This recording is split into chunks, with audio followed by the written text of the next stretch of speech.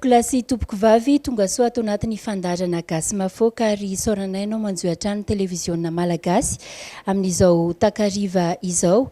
Ny vahintsika androany dia Andriambavilanitra, mpanoratra, tsy izany fa ny Vetso. Izy dia isan'ireo nomeny fanjakana malagasy maro-boninahitra, chevalier de l'ordre des arts, des lettres et de la culture noho ny zava-bitany eo amin'ny sehatry ny kanto. Amin'izay mahagasy mafoaka izay no safidianantsika azy, fa eo ihany koa ny fanamarinana ny andro iraisam-pirenena ho an'ny valo Martsa izay andro natokana ho an'ny vehivavy ka no safidianay manokana ho an'ny gasy mafoaka ho antsika any an-tokantrano hoe Andriambavilanitra ny vahintsika androany. Dia tsy andrely isika fa andeha ho fantarintsika hoe izary ny Vetso.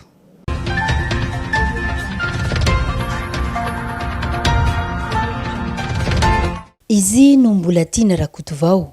Renim-pianakaviana monina ety Ambatomaro, Antananarivo. Rehefa tsy manao raharaha ao an-tokantrano izy dia manoka tena manoratra tononkalo. Ny Vetso no anarana entiny eo amin'ny sehatry ny kanto.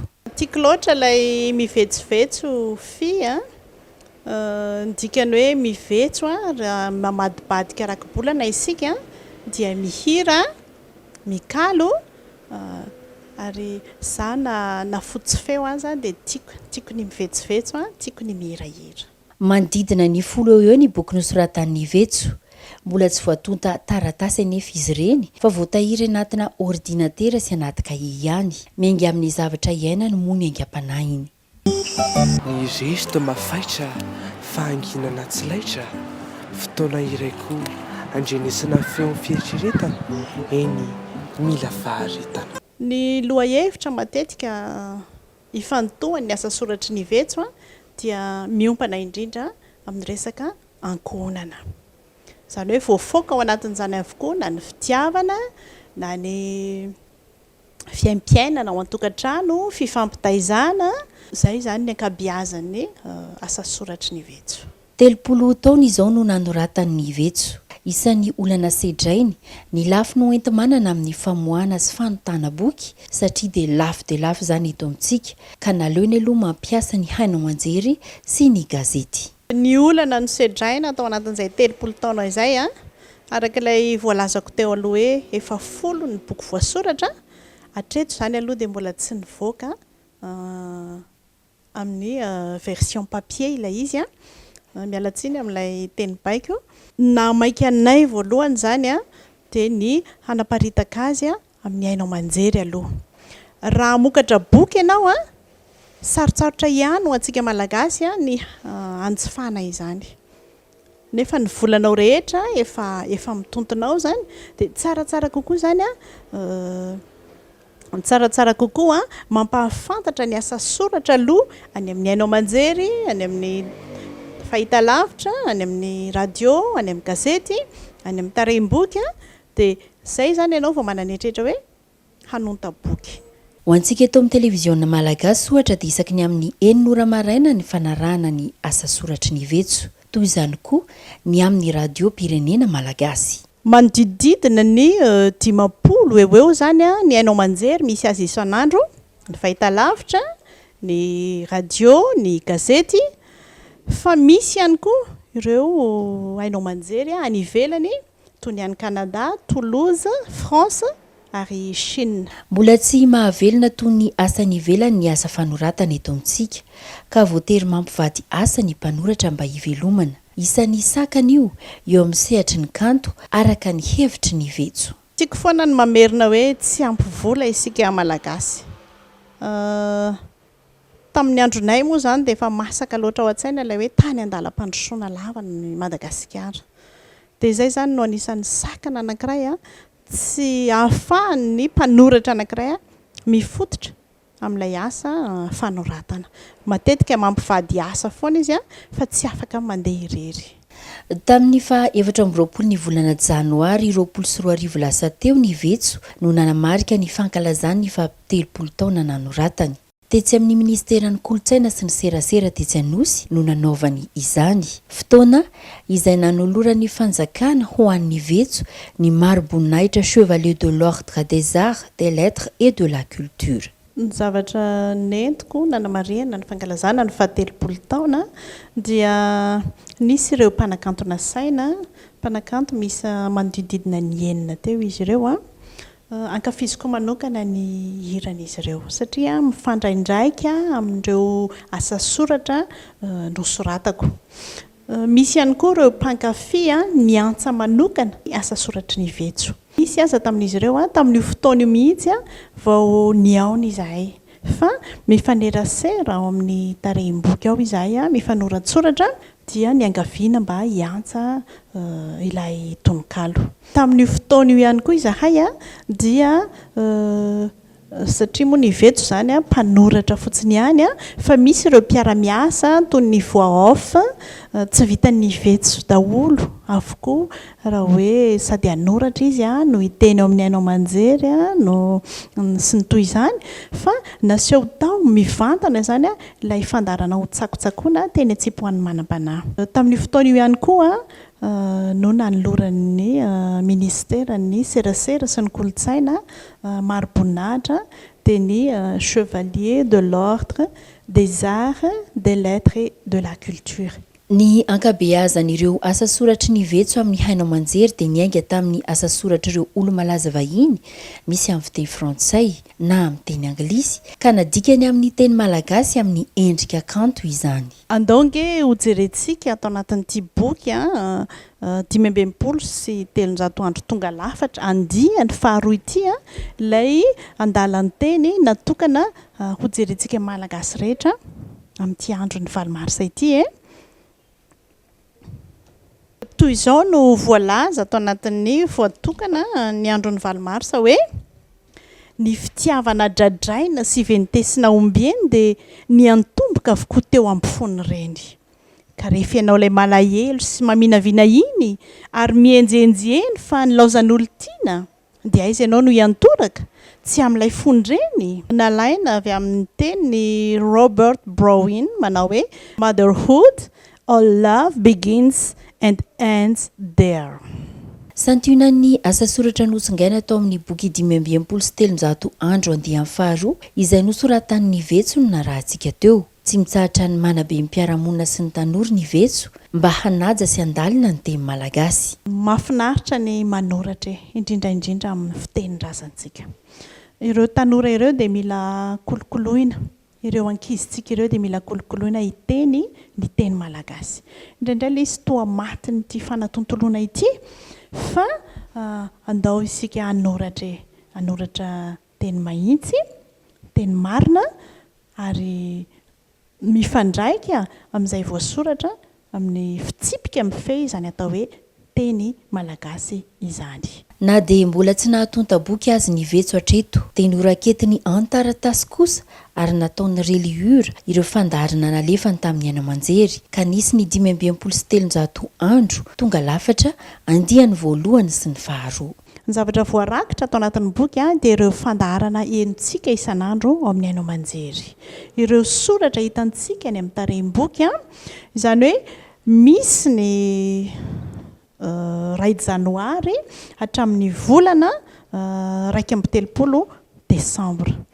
Izy ity zany tsy voafetra hoe taona 2024 ihany na ny taona 2024 ihany no andefasana azy fa ny soratra mitoetra miteny mandalo. Mitoetra mandrakizay ho an'ny taranaka faramandimby izy ity satria araka ilay nolazaiko hoe teny notsongaina avy amin'ireo teny vahiny olo-malaza, olona manam-pahendrena, dikan'izay dia hoe teny-pahendrena zany no voarakitra ao anatiny.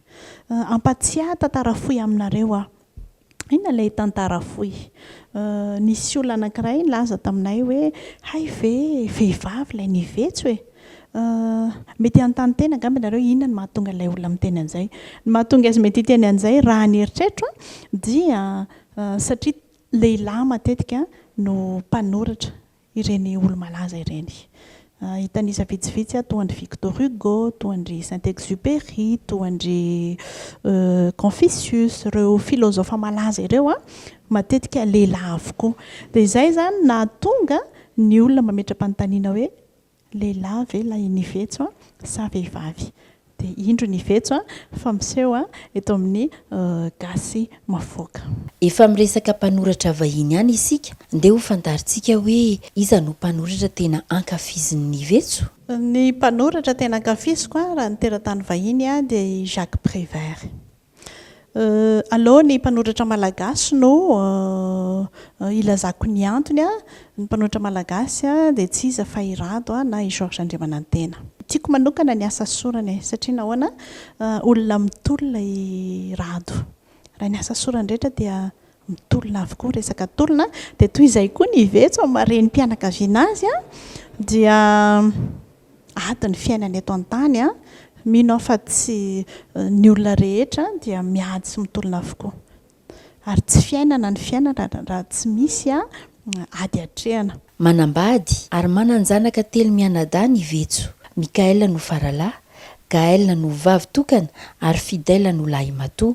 Na dia eo aza ny asa mandraraha ataon'ny Vetso dia manokana fotoana hatrany izy ao amin'ny vady aman-janany. Saro-piaro amin'ny raha teo ny zanany, ka rehefa miaraka izy ireo dia 14 ery ireto zanany mba tsy handraisan'ny telefonina na iresahany aman'olona amin'ny mampanoratra azy, fa amin'ny mahareny azy no tadiavin-janany. Na miantsena io, na milalao ao an-tokantrano, na rehefa mamaky tononkalo. Misy fotoana maraina atoandra hariva alina izany io miaraka ohatra hoe miaraka mamaky tononkalo eo dia mifananiany eo, manao domy. Toy ny vehivavy rehetra miteraka dia hentitra amin'ny fanabeazana ny zanany ny Vetso ary mibedy rehefa misy tokony ahizy. Toetra nenay, izy loko olona be sady masika ihany izy fa izany hoe tsy eo masika hoe inona fa masika amin'ny zavatra misy dikany. Voaingana zao bedy. Izany hoe tsy hanakana nay tsy ho tiany eny izany fa tianay foana neny. Ho porofon'izay fitiavan'ny reniny izay dia indro misy teny kely atsipin'ny Fidèle ho an'ny Vetso. Hevitra izay niainga tamin'ny tononkalo no soratan'ny reniny ihany. Raha ohatra tononkalo iny zanaka iny tena tiako be satria soratany manokana ho anay. Dia za koa miteny nenina iny. Tena tiako neny. Manamora ny fifandraisan'ny Vetso amin'ny zanany asa mandraraha ataony satria dia vehivavy mikarakara tokantrano ity mpanoratra ity. Ny Vetso izany dia manana fotoana be dia be izy anoratana satria nahoana mpikarakara tokantrano izy.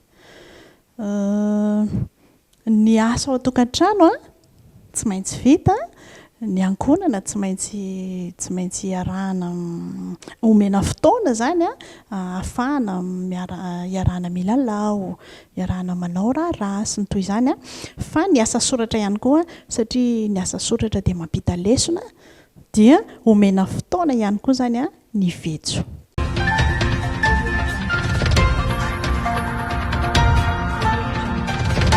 Ity misy tononkalo anankiray atolotro ho an'ny vehivavy malagasy rehetra naiza misy azy. Tononkalo izay mitondra vahaolana tsy ho an'ny Vetso irery fa iriko ihany koa ho an'ny malagasy rehetra manerana any Madagasikara sy amin'izay toerana rehetra misy azy. Ny antony namoronako ity tononkalo anankiray ity dia nandalo fandidiana aho tamin'ny taona 1920 sy 2000.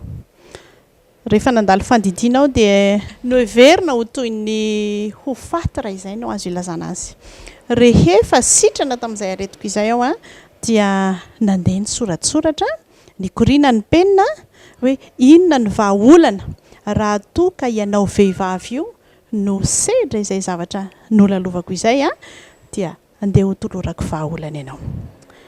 Tsy ambarateliko izy ity kanefa dia ho zaraiko amintsika tsirairay avy. Ny tsy ambarateliko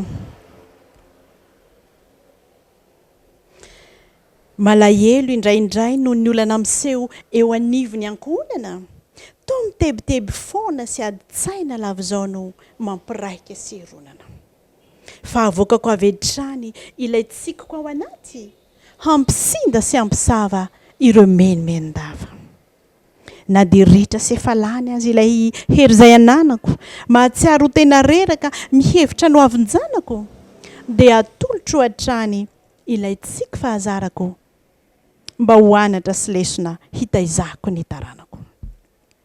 matetika ny tena trotraka mivembena milopotraka miady irery tsisy namana mitady hevitra iadanana fa avokako eny any ilay tsika anatiko any hanafenako tsy ho hita izany ady tsaiko izany dia ny laiko indraindray ny mandrotsaka tomany hampitony sy hanamaivana ny rehetra anatiko any fa aleko misy safidiny hanarity miasa hiatrehako ny ampitso sy hamafako ireo lasa na dia ilaiko indraindray ilay hany fampiononana mba hanainga sy hibata izay mavesatra tompoko dia aleko mampahery mampitraka ny ankonako tsy raviravitanana fa samy kosa hampiatra izay rehetra manavanana indraindray tena marary tsy tafarina mihintsy fa vao mitsangana dia miongana ny antanana aza milofongana fa mivonina hatrany anambony toe-tsaina tsy ataoko hitasorotra izany hoe miferinaina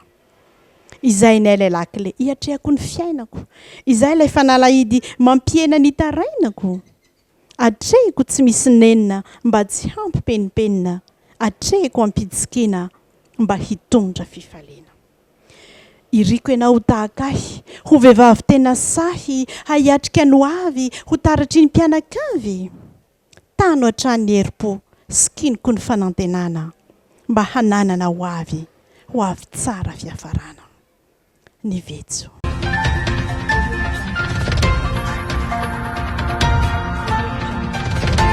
Tompoko lahy sy tompoko vavy tapitra ny fandaharantsika ankasitrana fenonao nanaraka ny Gasy Mafoaka hatramin'ny farany teto amin'ny televiziona malagasy. Ny lesona azo nitsoahana tamin'ny fiainan'ny Vetso androany dia hoe na dia renim-pianakaviana azy ianao mikarakara tokantrano eo ihany koa ny asa aman-draharaha dia ny zava-dehibe dia ny fahaizana mandanjalanja ny fotoana mitantana an'izay fotoana izay. Matetika mantsy isika renim-pianakaviana rehefa hoe mikarakara tokantrano dia mivoritaka eo fa ny zava-dehibe dia ny fahaizantsika mandamina ny fotoana mandanjalanja ny tokony atao manokana ny fotoana ho an'ny tokantrano manokana ny fotoana ho an'ny tena ihany koa satria ny vehivavy dia olombelona ka dia izay indray no masakazona roso androany mankasitraka antsika rehetra ary manome fotoananao amin'ny herin'ny notoy izao indray veloma finaritra tompoko lahy sy tompoko vavy.